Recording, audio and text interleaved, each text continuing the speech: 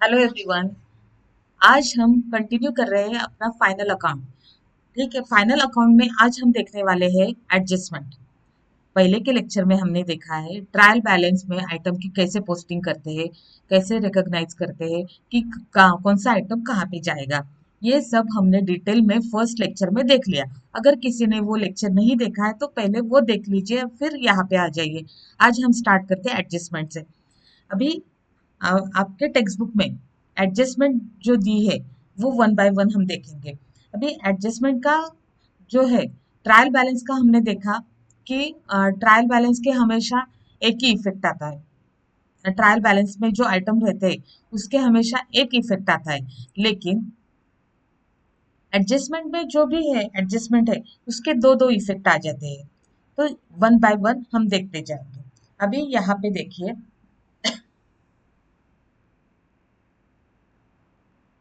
First adjustment 99% तो यही first adjustment होती है। ये देखिए, क्लोजिंग स्टॉक हमेशा एडजस्टमेंट में ही दिया होता है आपको। ठीक है, क्लोजिंग स्टॉक कैसे रिकॉर्ड करना, इसके दो इफेक्ट कैसे आएंगे वो देखते हैं। क्लोजिंग स्टॉक, एक तो आपको कभी कभी क्या होता है कि दो प्राइजेस दिए होते हैं, एक cost price and market price. आपने कल देखा था, मैंने बोला था cost price and market price, अगर दो प्राइस दिए हैं क्लोजिंग स्टॉक के, तो जो लेस है, जो कम है अमाउंट, वो हमको एज अ क्लोजिंग स्टॉक लेनी होती है। क्लोजिंग स्टॉक का एक इफेक्ट तो आ जाता है, बैलेंस शीट के एसेट साइड में हम रिकॉर्ड करते हैं, balance sheet asset side. And second effect trading account credit side, ये याद रखना। ठीक है, क्लोजिंग स्टॉक के दो इफेक्ट कौन कौन से, ट्रेडिंग के क्रेडिट में हम रिकॉर्ड करते हैं, सेकंड इफेक्ट एसेट को दिखाते हैं। अभी आउटस्टैंडिंग एक्सपेंसेस, आउटस्टैंडिंग एक्सपेंसेस एक तो देख लो। आउटस्टैंडिंग एक्सपेंसेस, कोई भी खर्चा बाकी है तो हमारी लायबिलिटी क्रिएट हो जाती है। फर्म का भी वैसे ही, अगर रेंट फर्म का देना बाकी है, वेजेस बाकी है, सैलरी बाकी है, ये जो एक्सपेंसेस अगर आउटस्टैंडिंग है, आउटस्टैंडिंग मतलब पे करना बाकी है, तो क्या करें करते हैं, हमारी लायबिलिटी क्रिएट हो जाती है। एक तो आउटस्टैंडिंग जितने भी एक्सपेंस है वो क्या करते हैं, पर्टिकुलर एक्सपेंस में ऐड करते हैं। एंड सेकेंड इफेक्ट कहाँ पे दिखाएंगे, लायबिलिटी साइड। अभी यहाँ पे पी एंड एल के कुछ एक्सपेंसेस डायरेक्ट होते हैं, कुछ इनडायरेक्ट होते हैं। जो डायरेक्ट होते हैं, फॉर एग्जांपल वेजेस अगर है आउटस्टैंडिंग, तो हम वेजेस, आउटस्टैंडिंग वेजेस कहाँ करेंगे, वेजेस में ऐड करेंगे। And second effect liability side में आ जाए। वैसे ही सेकंड क्या है, थर्ड क्या है, प्रीपेड एक्सपेंसेस। प्रीपेड एक्सपेंसेस मतलब अगर कोई खर्चे हमने एडवांस में पेड कर दिए हैं तो उसको प्रीपेड एक्सपेंस करते कहते हैं। वो एक प्रकार की हमारी एसेट क्रिएट हो जाती है। इसीलिए वो क्या करते हैं, प्रीपेड एक्सपेंसेस की रिकॉर्डिंग कैसे होती है, पर्टिकुलर एक्सपेंसेस में से लेस करते हैं एंड सेकेंड इफेक्ट एसेट को दिखाते हैं। अभी ये देखिए, बहुत लोगों को दिक्कत होती है कि अरे आउटस्टैंडिंग एक्सपेंस कहाँ लिखे, प्रीपेड एक्सपेंस कहाँ लिखे, और प्रॉब्लम क्या हो जाता है, इसका एग्जैक्टली ऑपोजिट पोस्टिंग ये इनकम के केस में होती है। एक बार इनकम का देख लेते हैं और फिर मैं आपको समझा देती हूँ। आपने देखा आउटस्टैंडिंग एक्सपेंसेस, एक तो आप एक्सपेंस में ऐड करते हैं एंड सेकंड इफेक्ट लायबिलिटी को देते हैं। प्रीपेड एक्सपेंस, एक्सपेंस में से लेस करते हैं एंड सेकंड इफेक्ट एसेट को दे देते हैं। इनकम रिसीव इन एडवांस मतलब क्या, एडवांस में हमको इनकम मिल गया तो उसके इफेक्ट क्या होते हैं। एक तो इनकम हम कहाँ रिकॉर्ड करते हैं, डायरेक्ट इनकम है तो हम कहाँ रिकॉर्ड करते हैं, ट्रेडिंग में। एंड इनडायरेक्ट इनकम है तो ट्रेडिंग के क्रेडिट में रिकॉर्ड करते हैं, एंड इनडायरेक्ट है तो पी एंड एल के क्रेडिट में। ठीक है, तो जो पर्टिकुलर इनकम है उसमें से हम तो ये पहले लेस करेंगे एंड सेकंड इफेक्ट कहाँ पे देंगे, सेकंड इफेक्ट हम लायबिलिटी में देंगे। यहाँ पे देखिए, इनकम रिसीवेबल, रिसीवेबल मतलब क्या होता है, आउटस्टैंडिंग ही होता है। इसको हम सिर्फ क्या बोलते हैं, अभी ये रिसीवेबल मतलब आउटस्टैंडिंग, ये आउटस्टैंडिंग एक एक्सपेंस भी होता है एंड आउटस्टैंडिंग इनकम भी होता है। अभी प्रीपेड एक्सपेंस है, प्री रिसीव इनकम है, ये चार केसेस है। ठीक है, अभी देख लो, अगर इनकम आउटस्टैंडिंग है तो वो हमारी एसेट क्रिएट हो जाती है। एक तो इनकम में ऐड करेंगे एंड पर्टिकुलर इनकम में ऐड करेंगे, सेकंड इफेक्ट एसेट को देंगे। अभी याद रखने वाली यही चीज है, आउटस्टैंडिंग एक्सपेंस हम एक्सपेंस में ऐड करते हैं, लेकिन इसका इफेक्ट हम लायबिलिटी में दिखाते हैं। याद कैसे रखना, एक्सपेंस कोई भी एक्सपेंस बढ़ जाता है तो हमारी लायबिलिटी क्रिएट हो जाती है, इसीलिए सेकंड इफेक्ट लायबिलिटी को। अगर एक्सपेंस कम हो जाता है तो अच्छी बात है, वो हमारी एसेट हो जाती है। कॉलेज की फी अगर आपने एडवांस में पे कर दी तो वो आपकी एसेट है, वैसे ही फर्म के लिए है, कोई भी एक्सपेंस एडवांस में दे दिया तो वो फर्म के लिए एसेट है। इसीलिए प्रीपेड एक्सपेंस, एक्सपेंस अगर कम हो जाता है तो फर्म की एसेट क्रिएट हो जाती है, इसीलिए सेकंड इफेक्ट एसेट में आएगा। लेकिन सेम चीज इनकम में लागू होती है। इनकम अगर ऐड हो जाता है तो अच्छी बात है, इनकम अगर ऐड हो जाता है तो हम क्या करेंगे, उसका इफेक्ट एसेट में दिखाएंगे। एंड इनकम कम हो जाता है तो इसका इफेक्ट लायबिलिटी में दिखाएंगे। इनकम साइड बढ़ गई तो सेकंड इफेक्ट एसेट में आएगा, इनकम साइड कम हो गई तो सेकंड इफेक्ट लायबिलिटी में। अभी आपको याद रह जाएगा। अभी यहाँ पे क्या है, ये 6 एडजस्टमेंट, बैड डेट्स, एडिशनल और न्यू बैड डेट्स। बहुत बार क्या होता है, एक तो आपको बैड डेट दिखाई देगा ट्रायल बैलेंस में। ट्रायल बैलेंस का बैड डेट का एक ही इफेक्ट डालते हैं हम पी&एल के डेबिट में, लेकिन एडजस्टमेंट में भी एडिशनल बैड डेट होते हैं, उसको further bad debt, additional bad debt नहीं तो न्यू बैड डेट बोलते हैं। इसके दो इफेक्ट आते हैं। एक तो हम क्या करेंगे, ये जो न्यू बैड डेट्स है, न्यू बैड डेट जो है वो क्या करते हैं, डेटर, डेटर कहाँ रिकॉर्ड करते हैं, एसेट साइड में। एसेट होती है डेटर हमारी, एसेट साइड में डेटर्स रिकॉर्ड करते हैं, उसमें से पहले तो हम new bad debts, additional bad debt what ever नहीं, हम क्या करेंगे, लेस करेंगे। सेकेंड इफेक्ट कहाँ पे आएगा, और हमारे बैड डेट्स हो गए। बैड डेट्स मतलब आपको तो मालूम है, जिस डेटर ने पैसे हमारे डुबा दिए उसको बैड डेट्स बोलते हैं। ठीक है, अभी बैड डेट्स का सेकेंड इफेक्ट कहाँ पे आएगा, पी&एल के डेबिट साइड में। याद रखना, अगर एडजस्टमेंट में बैड डेट दिखाई दे तो उसको क्या बोलेंगे, न्यू बैड डेट। और उसका दो इफेक्ट आएंगे। दो इफेक्ट कौन से, एक तो हम डेटर में से लेस करेंगे और डेबिट करेंगे, पी&एल को डेबिट करेंगे। ठीक है, अभी provision for bad, for doubtful debt, reserve for doubtful debt, new RDD. ये अगर आपको न्यू आरडीडी मतलब क्या, एडजस्टमेंट में जो आरडीडी बोलते हैं, प्रोविजन करते हैं डाउटफुल डेट के लिए, अगर एडजस्टमेंट में दिखाई दिया तो हम क्या करते हैं, डेटर में से लेस करते हैं एंड सेकंड इफेक्ट पी&एल में देते हैं। लेकिन बहुत बार आरडीडी आपको क्रिएट करनी पड़ती है परसेंटेज के बेसिस पे। अभी परसेंटेज कैसे कैलकुलेट करते हैं, एक तो अगर एडजस्टमेंट में आपको बैड डेट्स दिखाई देते हैं, न्यू बैड डेट्स, तो उसका पहले कर लेना, जो भी पोस्टिंग है वो कर लेना। बहुत बार आपको यहाँ पे दिया है प्रोविजन फॉर डाउटफुल डेट, इसका एक्सप्लेनेशन नीचे दिया है, मैं हमने वो पॉइंट छोड़ दिया था इसीलिए छोड़ दिया था, देखते हैं।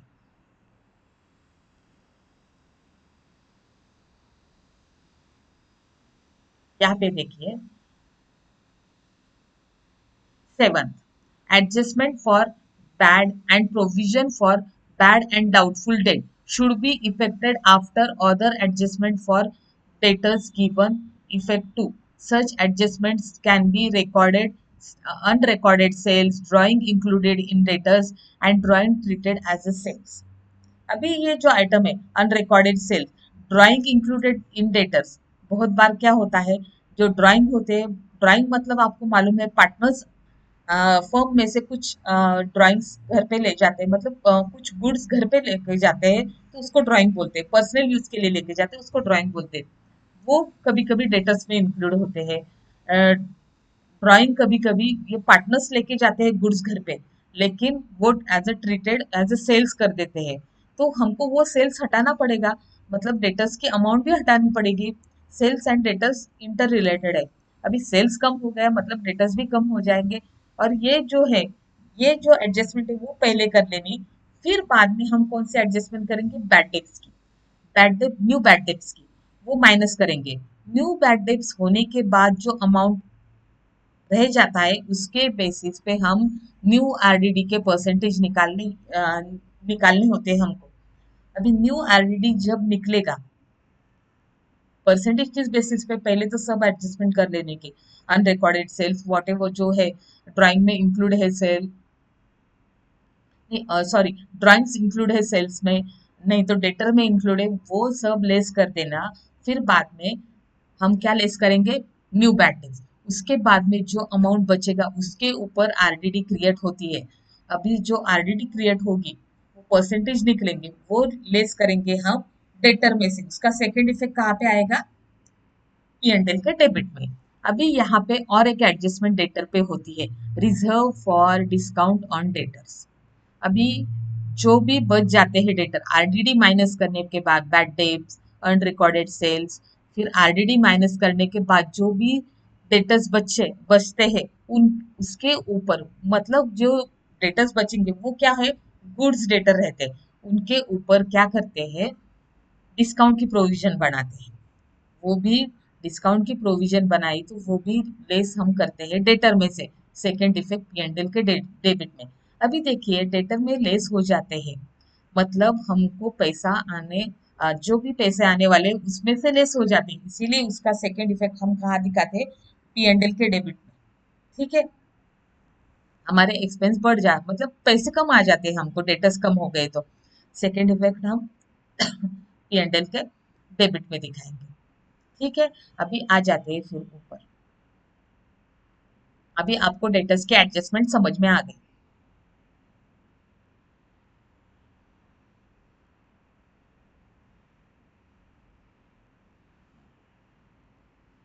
Provision for bad doubtful debts, reserve for doubtful debt, new RDD. इसका इफेक्ट क्या होगा? डेबिट साइड में पीएनडीएल में रिकॉर्ड करेंगे and deduct from sundry debtor में से लेस करेंगे। Reserve for discount on debtors, ये भी क्या करेंगे, हम डेटर में से लेस करेंगे एंड सेकेंड इफेक्ट पीएनडीएल के डेबिट में दे देंगे। अभी यहाँ पे है डेप्रिसिएशन। डेप्रिसिएशन डेप्रिसिएशन आपको तो पता है, एसेट पे कैलकुलेट होता है डेप्रिसिएशन। एसेट की वैल्यू कम हो जाती है हमको, अभी एसेट यूज हो जाएगी तो उसकी वैल्यू कम हो जाती है, हम एसेट में से लेस करते हैं, सेकेंड इफेक्ट पीएनडीएल को डेबिट देते हैं। ठीक है, अभी आपको डेप्रिसिएशन की जो परसेंटेज है वो भी मैं आपको ओरली आप कैसे कैलकुलेट कर सकते हैं वो भी सिखा दूंगी। ठीक है, अभी डेप्रिसिएशन को तो आपका अभी समझ में आ गया। डेप्रिसिएशन कैसे करेंगे हम, उसके दो इफेक्ट कैसे लेंगे। एक तो डेप्रिसिएशन एसेट के ऊपर कैलकुलेट होता है, जो भी अमाउंट आएगी डेप्रिसिएशन की वो less from asset, and second effect in P and L debit. Okay, अभी फिर उसके बाद में टेंथ एडजस्टमेंट क्या है? Interest on capital. Interest capital के ऊपर जो इंटरेस्ट है वो कैपिटल के अमाउंट के ऊपर कैलकुलेट होती है। उसका एक तो उसका इफेक्ट क्या आएगा, हम फाइनल अकाउंट करते टाइम एक कैपिटल का भी अकाउंट ओपन करते जाएंगे। कैपिटल कभी कभी कैपिटल अकाउंट ओपन करना पड़ता है, नहीं तो करंट अकाउंट। करंट अकाउंट कब ओपन करते हैं? जब फिक्स कैपिटल मेथड हो तो हम करंट अकाउंट ओपन करते हैं। कैपिटल को आपको मालूम है, कैपिटल को हमेशा क्रेडिट बैलेंस रहता है, हम लायबिलिटी साइड में दिखाते हैं कैपिटल। ठीक है, अगर हम लायबिलिटी साइड में दिखाते हैं कैपिटल, इसका मतलब अगर कैपिटल अकाउंट ओपन करेंगे तो उसके बैलेंसेस हम क्रेडिट में लिखेंगे। ठीक है, अभी उसमें हम क्या, इंटरेस्ट ऑन कैपिटल, ये जो है वो पार्टनर्स को देना पड़ता है इंटरेस्ट, वो फर्म के लिए लायबिलिटी क्रिएट हो जाती है। तो क्या करेंगे, इंटरेस्ट ऑन कैपिटल हम कैपिटल में ऐड करेंगे, कैपिटल अकाउंट के क्रेडिट में लिखेंगे interest on capital, and second effect कहाँ पे लिखेंगे? Debit side of profit and loss account. आया समझ में? Interest on drawing. अभी इंटरेस्ट ऑन ड्राइंग, ड्राइंग मतलब क्या आपको तो बताया है मैंने कि पार्टनर्स अपने घर कुछ भी जो गुड्स कैश लेके जाते हैं उसको ड्राइंग बोलते हैं। उसके ऊपर अगर कैश लेके जाते हैं तो उसके ऊपर जो इंटरेस्ट होता है वो फर्म के लिए इनकम होता है। इंटरेस्ट तो पार्टनर्स देंगे ना, तो इसका एक तो हम क्या करेंगे, कैपिटल अकाउंट में डेबिट साइड में लिखेंगे to drawings, interest on drawings, and second effect P and L के क्रेडिट में। इंटरेस्ट ऑन लोन टेकन, जो लोन लिया है कंपनी ने, तो उसका एक तो हम क्या करेंगे, इंटरेस्ट ऑन लोन, लोन के अमाउंट पे इंटरेस्ट कैलकुलेट करेंगे, बैलेंस शीट के लायबिलिटी साइड में शो करेंगे, और second effect debit side of P and L account. अभी यहाँ पे इंटरेस्ट इंटरेस्ट ऑन लोन, ये हमारे लिए खर्चे होते हैं लेकिन जो भी इन्वेस्टमेंट है फर्म के लिए वो क्या होती है, इनकम होता है, इंटरेस्ट ऑन इन्वेस्टमेंट। मैंने पहले लेक्चर में आपको बताया इंटरेस्ट ऑन इन्वेस्टमेंट हम कहाँ शो करते हैं, credit side of P and L account and second effect balance sheet के एसेट साइड में। लेकिन कल मैंने आपको बोला था इंटरेस्ट ऑन पीएफ फंड,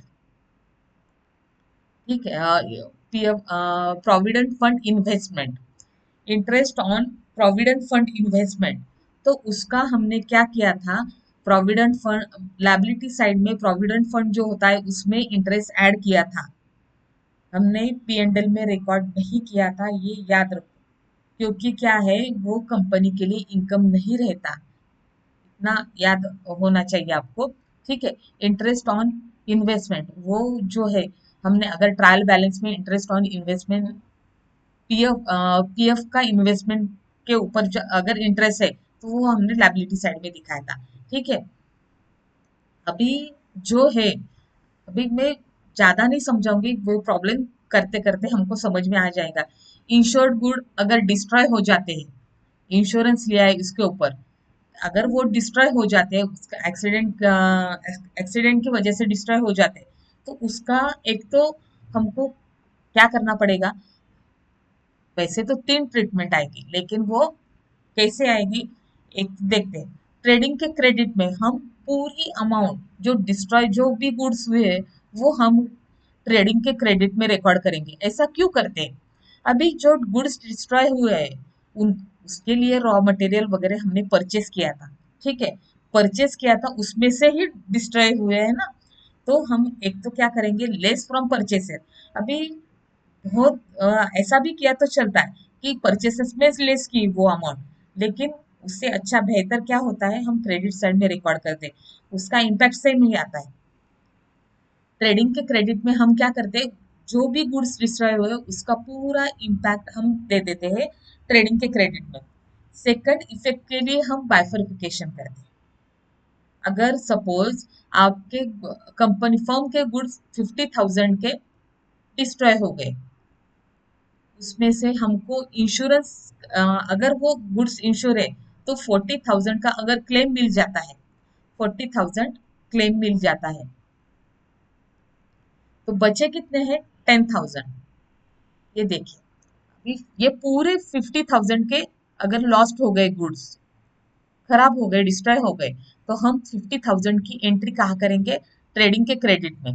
जो भी जितना भी क्लेम मिला है 40,000 का, अगर इंश्योरेंस कंपनी से क्लेम मिला है तो ये कहाँ दिखाएंगे, 40,000 बैलेंस शीट के एसेट में।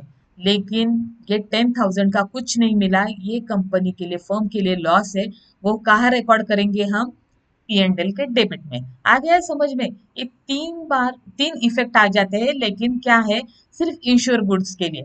अभी टोटल 50,000 हम ट्रेडिंग के क्रेडिट में डालेंगे, 40,000 जितना भी क्लेम मिला है एसेट साइड में डालेंगे, एंड पी एंड एल के डेबिट में 10,000।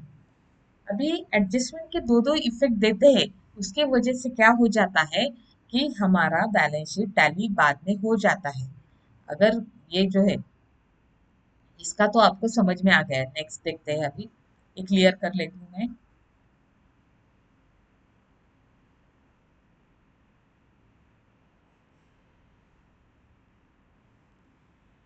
अगर अनइंश्योर्ड गुड्स डिस्ट्रॉय हो जाते हैं तो उसका कुछ ज्यादा ये नहीं, एक तो हम पहले क्या करेंगे, पूरे अनइंश्योर्ड गुड, पूरे मतलब ये क्या होता है, इसका इंश्योरेंस ही निकाला, तो ये पूरे हम पी एंड एल के डेबिट में पूरे डाल देंगे and show in credit side of trading account. आपको मैंने पहले भी बताया है कि ट्रेडिंग के क्रेडिट में हम क्यों दिखाते हैं, वो परचेसेस में अल्टीमेटली एक लेस हो जाते हैं, और यहाँ पे कुछ क्लेम मिला ही नहीं, तो हम क्या करेंगे, ये पूरा ही फर्म का लॉस है। अगर ये 50,000 की अनइंश्योर्ड गुड्स लॉस्ट हो गए तो हम क्या करेंगे, एक तो हम ट्रेडिंग के क्रेडिट में दिखाएंगे एंड पी एंड एल के डेबिट में। आगे समझ में, goods distributed as free sample, आपने देखा होगा अभी goods distributed as free sample मतलब क्या, न्यूज़पेपर में आपने बहुत बार देखा होगा शैम्पू के सैशे वगैरह जो होते हैं वो फ्री में डिस्ट्रीब्यूट करते हैं, उनकी प्रोडक्ट के ऐड करने के लिए। उनका मोटिव क्या होता है कि प्रोडक्ट के ऐड करनी है। तो अल्टीमेटली जो भी है, goods distributed as free sample as a advertisement, लेकिन क्या है, जो भी वो फ्री सैंपल जो बांटते हैं, वो कहाँ से हम बांटते हैं, परचेज जो भी करते हैं हम गुड्स, उसमें से ही बांटते हैं ना। इसीलिए एक तो हम परचेस में से लेस करना चाहिए, नहीं तो हमको क्या करना चाहिए, ट्रेडिंग के क्रेडिट में। एक्चुअली प्रैक्टिस में हम क्या करते हैं, ट्रेडिंग के क्रेडिट में दिखा देते हैं, मतलब क्या, परचेस में से लेस हो जाएगा। और दूसरा इफेक्ट पी एंड एल के डेबिट में एज एडवर्टीजमेंट का जो भी एडवर्टीजमेंट है, तो हम उसमें ऐड करेंगे, नहीं है तो goods distributed as a free sample, नहीं तो एडवर्टीजमेंट, ऐसा भी लिख सकते हैं। तो इसका goods distributed as a free sample की दो इफेक्ट कौन से आएंगे, ट्रेडिंग के क्रेडिट में, and second effect P and L के डेबिट में। Goods withdrawn bye partner for personal use, इसका मतलब क्या, पर्सनल यूज मतलब क्या, ड्राइंग। कंपनी के कुछ फर्म्स के कुछ गुड्स है, वो पार्टनर घर लेके गए, उसका भी क्या करेंगे, ट्रेडिंग के क्रेडिट में दिखाएंगे। And second effect P and L के, सॉरी, ट्रेडिंग के क्रेडिट में, एंड कैपिटल अकाउंट के डेबिट साइड में एज ए ड्राइंग दिखाएंगे। ट्रेडिंग के क्रेडिट में दिखाओ, नहीं तो यहाँ पे लिखा है डिडक्ट फ्रॉम परचेसेस, जो भी। लेकिन बहुत आसान होता है कि अगर हम कौन कौन से दिखाएंगे ट्रेडिंग के क्रेडिट में, इंश्योर गुड, कौन से भी गुड अगर लॉस्ट हो गए, डिस्ट्रॉय हो गए, तो हम पूरी अमाउंट कहाँ दिखाएंगे, ट्रेडिंग के क्रेडिट में।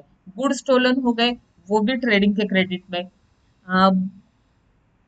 Goods distributed as a free sample, ये भी एडवर्टीजमेंट है ट्रेडिंग के क्रेडिट में। Goods withdraw by partner for personal use, ये भी ट्रेडिंग के क्रेडिट में ये इफेक्ट दिखाएंगे। इसके सेकंड इफेक्ट हम पी एंड एल के डेबिट में, नहीं तो ये जो भी एज पर द केसेस हम दिखाएंगे। अभी विड्रॉ किए हैं तो कैपिटल के डेबिट में दिखाना पड़ेगा, डिस्ट्रीब्यूट किए हैं फ्री सैंपल तो पी एंड एल के डेबिट में, good stolen P and L के डेबिट में दिखाएंगे सेकंड इफेक्ट। अनइंश्योर्ड गुड, ये पूरे पी एंड एल के डेबिट में दिखाएंगे। इंश्योर गुड अगर डिस्ट्रॉय हुए हैं, जितने का इंश्योरेंस नहीं मिला, उतनी ही अमाउंट पी एंड एल के डेबिट में। अभी आपको ये क्लियर हो गया, ठीक है। अभी हम आ जाते हैं 17 adjustment, capital expenditure included in revenue expenditure, ठीक है, ये बाद में देखेंगे। ये जो है, ये बाद में देखेंगे, जितनी जरूरी एडजस्टमेंट थी वो मैंने दिखा दी। अभी यहाँ पे बहुत बार क्या होता है, आपको हिडन एडजस्टमेंट स्टूडेंट को बहुत दिक्कत देती है, लेकिन यकीन मानिए हिडन एडजस्टमेंट भी बहुत अच्छी आसान है। वो हिडन एडजस्टमेंट मतलब क्या, ट्रायल बैलेंस में दिया होता है, उसके भी एडजस्टमेंट के जैसे दो इफेक्ट आ जाते हैं। अभी यहाँ फॉर एग्जांपल यहाँ पे देखिए, salary rent paid, salary oblique rent paid for 10 month. अभी साल में कितने महीने होते हैं, 12 मंथ्स, ठीक है। अगर आपको ट्रायल बैलेंस में दिया है सिर्फ 10 मंथ की सैलरी, नहीं तो रेंट पेड किया है, इसका मतलब आउटस्टैंडिंग कितने मंथ का है, 2 मंथ का आउटस्टैंडिंग है। हमको क्या करना पड़ेगा, सैलरी की जो अमाउंट होगी, नहीं तो रेंट की जो अमाउंट होगी, उसमें 2 मंथ्स का interest add, sorry, rent add करना पड़ेगा, उसको आउटस्टैंडिंग बोलते हैं। आउटस्टैंडिंग ऐड करना पड़ेगा, सेकंड इफेक्ट लायबिलिटी को दिखाएंगे। Same, insurance premium paid for 1 year and year ending 30th June 2019, accounting year and on 31st March 2019।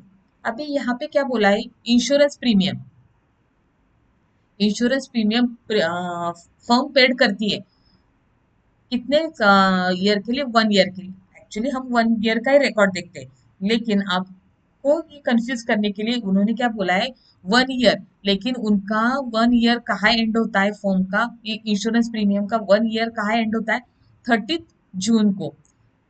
Firm अपनी बुक्स कब क्लोज करती है, 31st March 2019 को। इंश्योरेंस की वो अमाउंट होगी, इसीलिए ये ईयर यहाँ पे 30 जून को खत्म हो गया होगा।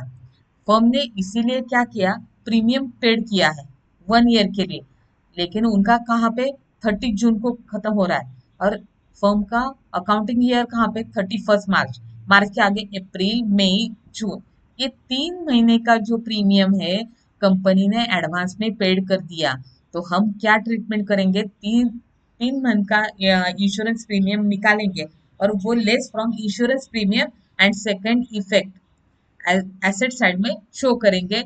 एडवांस में हमने इंश्योरेंस प्रीमियम पेड किया है तो prepaid insurance on asset side में दिखाएंगे। ठीक है।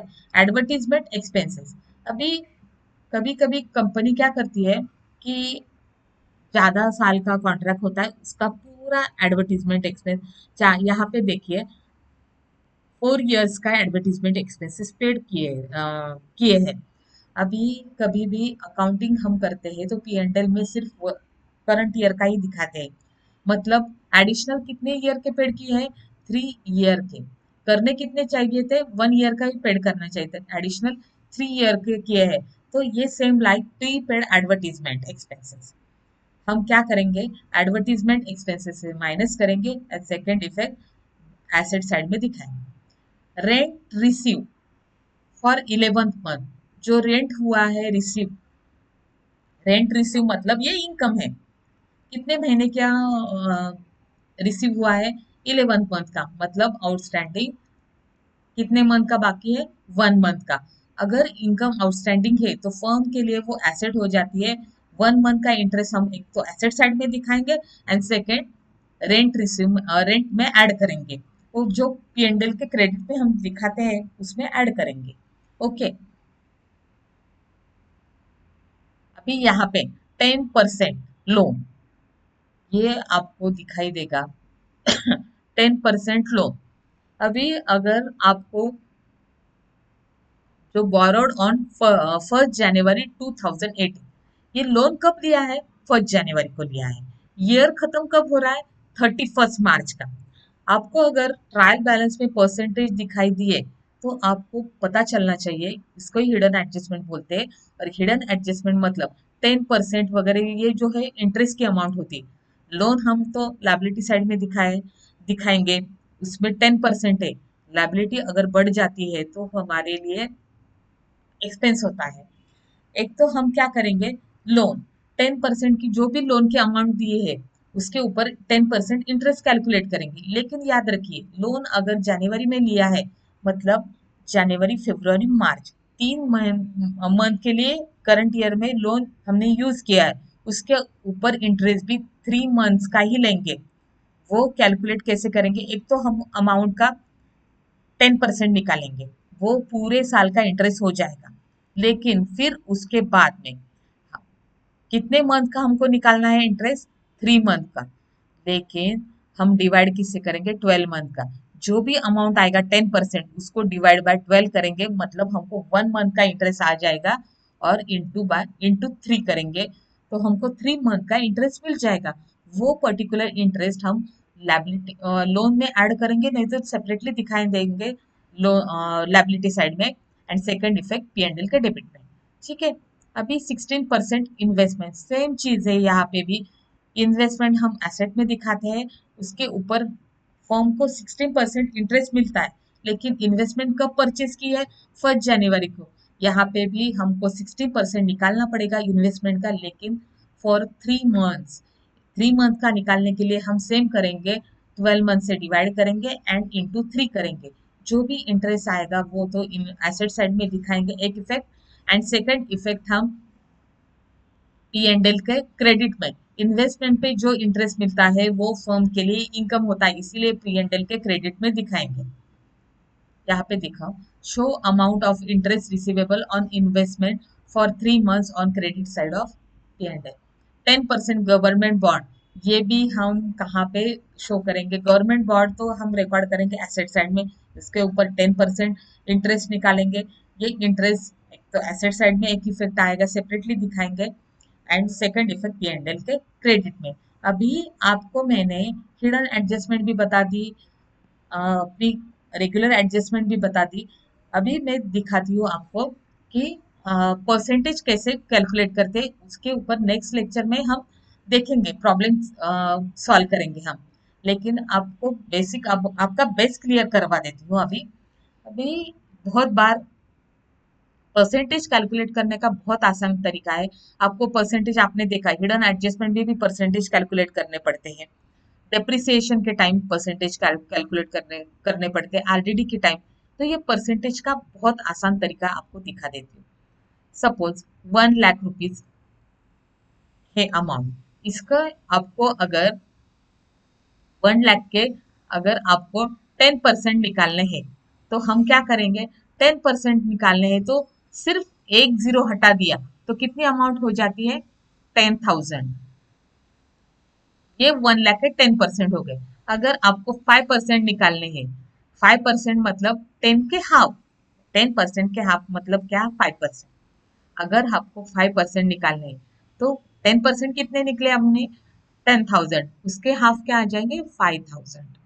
आया समझ में आपको, 10% कैसे निकालते हैं, 1 जीरो हटाया तो हमको 10% मिल जाते हैं, तो उसका हाफ मतलब 5%। अभी एक और भी तरीका है, अगर आपको किसी ने पूछा 20% निकालने हैं, तो 20% मतलब आप क्या करेंगे, 1 लाख के 20% निकालें तो सिंपली एक जीरो हटा देंगे तो 10% आ जाएगा। मतलब कितने आ जाएंगे, 10,000 इंटू 2 किया तो हमको 20% मिल जाएंगे, ये 20,000। ठीक है। अभी आपको 1% निकालना है, तो 1% कैसे निकालेंगे, 1 लाख के 2 जीरो कट किए तो अमाउंट कितनी हो जाती है, 1,000। इसको हम क्या करेंगे, ये देखिए, ये कट किया और ये कट किया तो 1,000 बच जाती है। 1 लाख का 1% बोले तो 1,000। अगर 2% निकालना है तो हम क्या करेंगे, इंटू 2 करेंगे, ये 2,000 आ जाएगा। इतना सिंपल मेथड है अगर आपको निकालना है तो। अगर अगेन बहुत बार आरटीडी का 2% बोलते, 2.5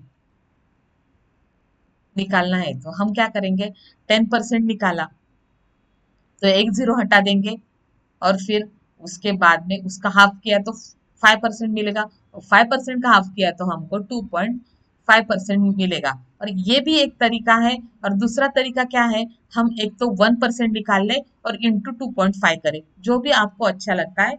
ये बहुत आसानी से हम परसेंटेज निकाल सकते हैं। अभी आपका मैंने पूरा बेस क्लियर करवा दिया है। फर्स्ट लेक्चर में हमने देखा ट्रायल बैलेंस की पोस्टिंग कैसे, ट्रायल बैलेंस में जो आइटम होते हैं उसकी पोस्टिंग कैसे करते हैं। आज हमने देखा एडजस्टमेंट की पोस्टिंग कैसे करते हैं, फिर हिडन एडजस्टमेंट देखी और परसेंटेज कैलकुलेट करने का आसान तरीका देखा। हम नेक्स्ट लेक्चर से हम प्रैक्टिकल प्रॉब्लम सॉल्व करना स्टार्ट कर देंगे। आपको ये पूरी क्लियर, फाइनल अकाउंट आपको पूरा क्लियर हो जाएगा और आपके प्रॉब्लम भी टैली होंगे। तो नेक्स्ट लेक्चर तक गुड बाय।